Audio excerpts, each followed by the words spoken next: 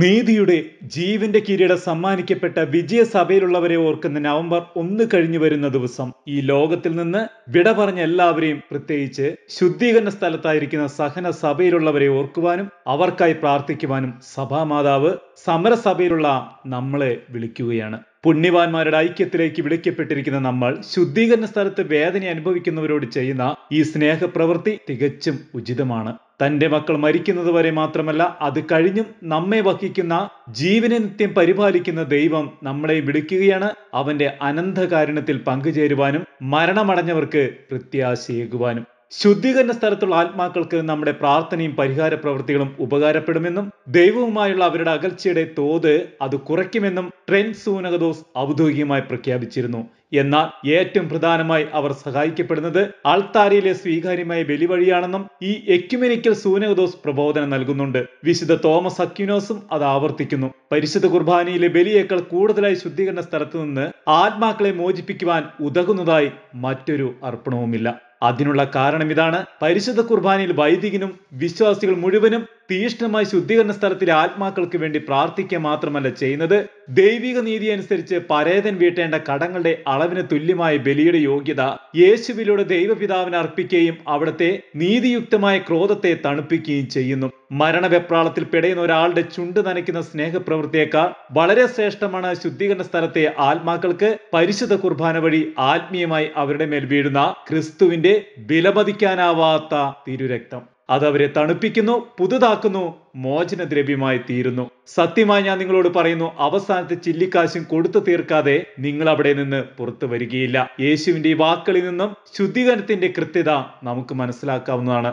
ആത്മാക്കൾക്ക് വേണ്ടി പരിശുദ്ധ കുർബാനയിൽ പങ്കെടുത്ത് പ്രത്യേക നിയോഗമായി ദൈവിക നീതിക്ക് മുമ്പിൽ സമർപ്പിക്കുമ്പോൾ അയാളുടെ കടത്തിന്റെ ഒരു ഭാഗം വീട്ടാൻ കഴിയുന്നു.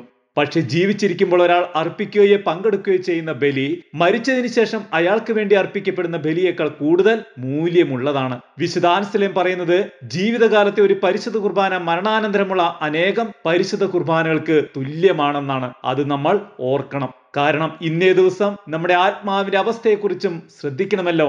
മരണം എല്ലാവർക്കും സുനിശ്ചിതമാണല്ലോ.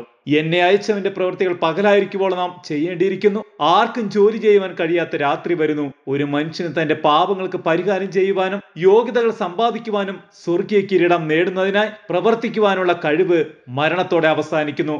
മറുലോകത്തിൽ പ്രവേശിക്കുന്ന ആ നിമിഷം ഓരോ മനുഷ്യ വ്യക്തിയും തന്റെ നിത്യവിധിയുടെ ഉത്തരവ് സ്വീകരിക്കുന്നു. തനത് വിധി. ശുദ്ധീകരണാത്മാക്കളിൽ നമ്മുടെ അടുത്ത ബന്ധുക്കളെ പോലും നമ്മൾ മറക്കുന്നു എന്നത് സങ്കടമുള്ള കാര്യമാണ്. അവർ നമ്മളിൽ നിന്ന് പ്രതീക്ഷിക്കുന്ന ആശ്വാസം നമ്മൾ കൊടുക്കുവാൻ മടി കാണിക്കുന്നു. നമ്മുടെ കണ്ണീർ വേഗം തോരും, ഓർമ്മകൾ മാഞ്ഞു പോകും. മരിച്ച ആത്മാക്കൾ തിരുരക്തം തളിക്കപ്പെടാനായി കാത്തിരിക്കുന്നു. അവർക്ക് അതിന്റെ ഫലങ്ങൾ സ്വയം സ്വീകരിക്കുവാൻ കഴിയില്ല. ഓരോ ദിവ്യബലിയും നമ്മുടെ ബന്ധുക്കളും അല്ലാത്തവരും ദയനീയമായി നമ്മളോട് പ്രാർത്ഥനകൾ യാചിക്കുന്നുണ്ട്. തിരുരക്തം അവരുടെ മേൽ വീഴ്ത്തുവാൻ പറഞ്ഞു കരയുന്നുണ്ട്. നമ്മളത് കേൾക്കുന്നുണ്ടോ, ഓർക്കുന്നുണ്ടോ? മരിച്ചവരെ പ്രത്യേകമായി ഓർമ്മിക്കുന്ന ഈ മാസത്തിലും തുടർന്നും അവർക്ക് വേണ്ടി പ്രാർത്ഥിച്ചുകൊണ്ട് അവരോടുള്ള കർത്തവ്യം നമുക്ക് നിർവഹിക്കാം. നമ്മുടെ യോഗ്യതകളും പ്രാർത്ഥനകളും പരിഹാര പ്രവൃത്തികളും ദാനധർമ്മങ്ങളും ദണ്ഡവിമോചനങ്ങളും ശുദ്ധീകരണ ആത്മാക്കൾക്ക് വേണ്ടി വിശുദ്ധ ജർത്രൂദിന് നൽകപ്പെട്ട പ്രാർത്ഥനയിലൂടെയും എല്ലാറ്റിനും ഉപരിയായി അവരുടെ ആത്മശാന്തിക്കായി അർപ്പിക്കുന്ന ദിവ്യബലിയും വഴി അവരെ നമുക്ക് സഹായിക്കാം. ഇതിന് തിരുസഭ തന്നെ മാതൃക നൽകുന്നു. ഓരോ പരിശുദ്ധ കുർബാനയിലെ യാമ പ്രാർത്ഥനകളിലും മരിച്ചവരെ സഭ അനുസ്മരിക്കുന്നു. ദണ്ഡവിമോചനത്തിന്റെ പ്രഥമ ഫലം അത് സമ്പാദിക്കുന്ന ആളിന് തന്നെ ആണെങ്കിലും അത് കഴിഞ്ഞുള്ള ഫലം മരിച്ച ആത്മാക്കൾക്ക് ലഭിക്കും.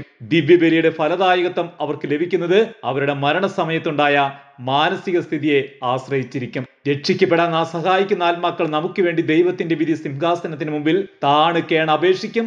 അവർ നന്ദിയുള്ളവരാണ്. മരണാസന്നർക്ക് വേണ്ടി മധ്യസ്ഥ പ്രാർത്ഥന നടത്തുന്നത് ഒരു പുണ്യപ്രവൃത്തി തന്നെയാണ്. കരുണക്കൊന്തകൾ അവർക്ക് വേണ്ടി ചൊല്ലി പ്രാർത്ഥിക്കാം. വിശുദ്ധർ തങ്ങളുടെ ജീവിതത്തിലൂടെ നമുക്ക് പറഞ്ഞു തരുന്നു, നാം ഭൂമിയുടെ സ്വന്തമല്ല, സ്വർഗത്തിൻ്റെതാണ്. ഈ ലോക ജീവിതം മുഴുവൻ സ്വർഗത്തിലേക്കുള്ള ചുവടുവെപ്പാണെന്ന സത്യം അവരിൽ നിന്ന് നമ്മൾ പഠിക്കുന്നു. ജീവന്റെ വൃക്ഷത്തിന്മേൽ അവകാശം ലഭിക്കുവാനും കവാടങ്ങളിലൂടെ നഗരത്തിലേക്ക് പ്രവേശിക്കുവാനും തങ്ങളുടെ അങ്കികൾ കഴുകി ശുദ്ധിയാക്കുന്നവർ അനുഗ്രഹീതർ.